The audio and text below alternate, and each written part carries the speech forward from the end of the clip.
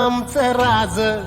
आभाळाला भिडला ह्यो झेंडा बघा आज आम्हावरी कृपा करी राजांचा ध्यास लागतय